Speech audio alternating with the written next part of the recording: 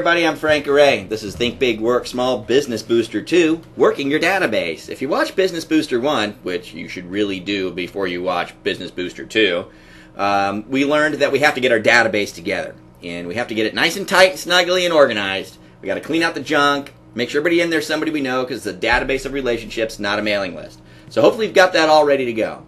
Now I'm going to tell you what to do with this database. Now, what I'm going to tell you here is coming from not just from me, Frank Array. Okay. Now I have been in the loan business for 20 years, but I tell you, sometimes I'm not the brightest guy in the world.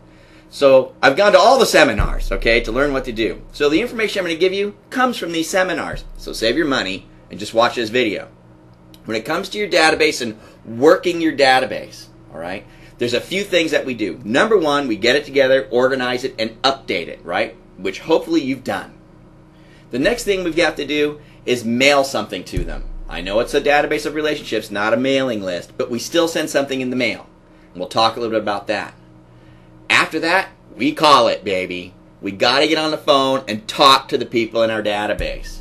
Tell them if you don't do the phone call, you are not effectively working your database at all. You're losing business if you're not making a phone call. The next thing we do is we send a personal note. Okay, I'll teach you about that. After that, we're always adding new people to our database. As you're working your database, you'll see that you're going to get new people that you're talking to. You're going to get leads and people sent your way. You've got to get these people into your database. You've got to put them into the right group in your database. We'll talk about that too. If your database is kind of small and you do need to add people, because you do need a large database. I mean, you should be working a database of about 250 people at any given time at least. So if you don't have that many people, I'm going to show you how to get people into your database easily, effectively, high quality people, and that's our business to business method, or B2Bs. I'll teach you about that too in another business booster. And after that, finally, we go back and revise it again.